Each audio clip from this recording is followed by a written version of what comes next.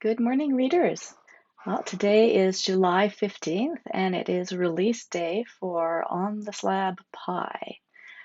This is the newest book in the Auntie Clem's Bakery series, number 18.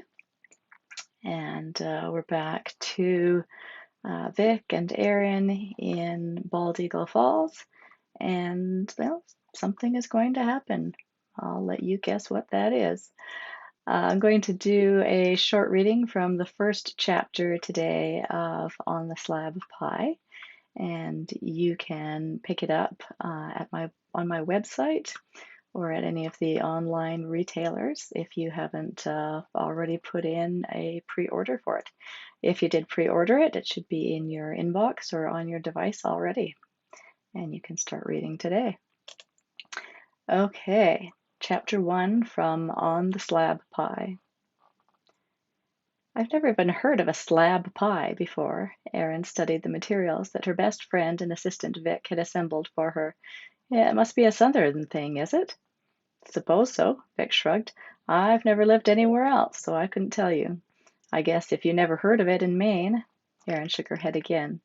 In the north, the only pies I ever saw were round pies made in pie tins.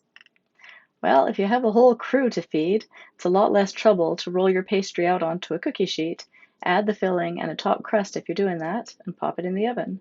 Then you just cut it into squares to serve. A lot less fuss and bother than cutting and filling half a dozen round pies.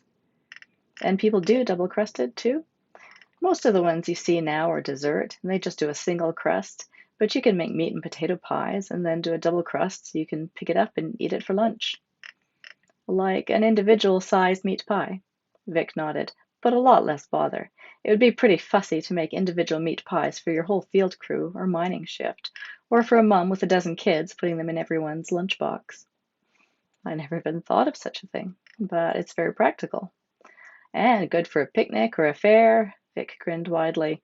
You can get really fancy, laying out your fruit in a pattern or picture. Looks good, tastes even better, and it's quick and easy to serve. Okay, Erin agreed with a nod. I'm convinced that's what we'll do for the Statehood Day picnic. Great, we can do a run through now, and I'll look up some recipe ideas tonight so you have something to start with. Then we can come up with something traditional but unique. Erin wasn't sure she'd be able to repeat the success they'd had with the mile-high stack cake at the fall fair, but she and Vic would come up with something good. She had perfected several gluten-free pastry recipes since she'd first opened Auntie Clem's Bakery, so that part would not be difficult.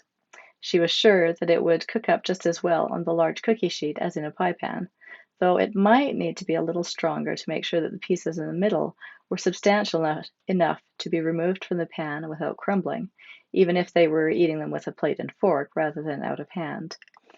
They would come up with something that would work with a tweak or two.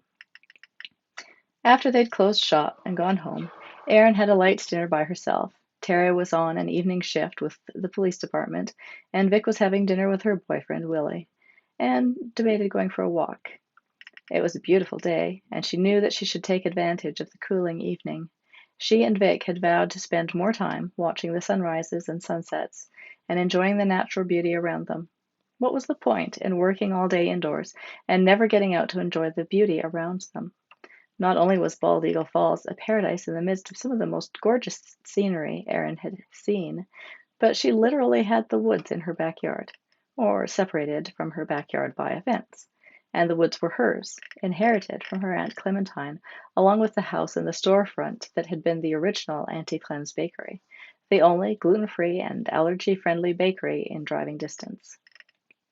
She could take a short walk through the woods, enjoying the lowering light shining through the dappled leaves of the brilliantly green trees, return to the yard for her Tai Chi practice, and then head to bed for a few minutes of reading, and hopefully quickly drop off to sleep. It was always harder falling asleep without Terry there, unless, of course, Terry were also having trouble sleeping. And then they just kept each other awake, tossing and turning and kicking each other. But Orange Blossom, the cat rubbing against her legs and complaining that his kibble bowl was already empty, would snuggle up with her in bed, and he was never too restless. He didn't seem to have any kitty worries or trauma that kept him awake at night. You don't need any more to eat, Erin chided him. You're getting too fat. You want Doc Edmonds to put you on a diet?" Blossom yowled more loudly. He had the loudest voice of any cat Erin had ever heard. The windows were open, and she didn't want any of the neighbors complaining that he was disrupting their evening. "Shh! You don't need anything else. You need to be quiet now." But he wasn't quieting, and Erin eventually broke down and added a little more dry kibble to his bowl, hoping that would satisfy him. Marshmallow, the brown and white rabbit, had quietly eaten his dinner and lolloped off to the living room to sleep it off, without any complaints. But then he never complained. Orange Blossom more than compensated for Marshmallow's silence. She decided to make her escape while he was occupied with his second course.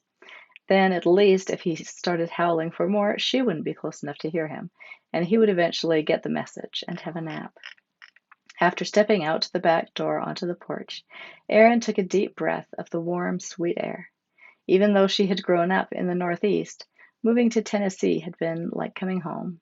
She had only vague memories of the times she had visited Clementine before her parents' deaths, helped her aunt in what had been her tea room, and dug around in the garden or thrown rocks into the river. But the smell of the plants and flowers growing around her and the wind blowing over the lakes was unique. It took her right back to her childhood, confirming that Bald Eagle Falls, Tennessee would always be her home no matter where she lived. She wandered into the woods beyond her fence, following the animal trails that had become familiar to her since she'd returned home. She didn't know the woods nearly as well as Adele, the woman she employed as a groundskeeper in exchange for her use of the summer cottage and a small salary. She wouldn't be comfortable walking around it late at night herself, like Adele did, but there was plenty of daylight left before she started worrying about that. She could feel the tensions of the day and any stress over upcoming events or promotions or worries about employee scheduling or short supplies of flowers that she needed falling away. Her muscles relaxed and she breathed more deeply. It was a good idea to take more time to enjoy the nature around her. Erin could hear a crow cawing loudly nearby, and wondered whether it was Sky, Adele's crow.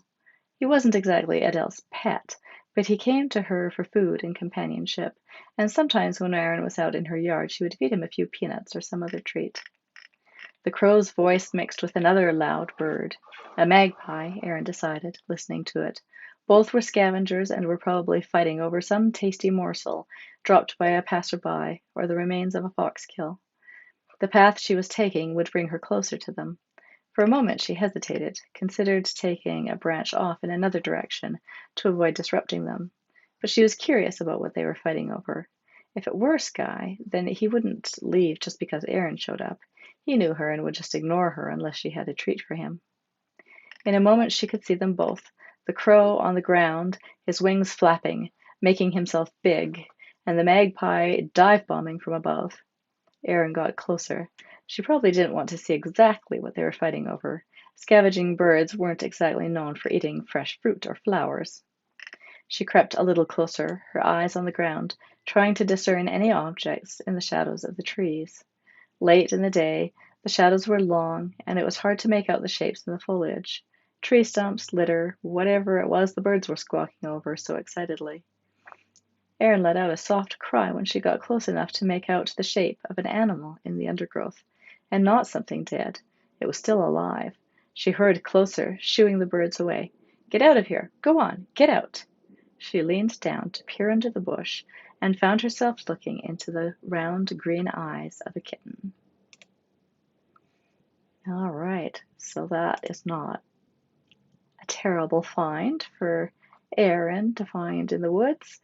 But that's probably not the only thing that she would find in the woods that day.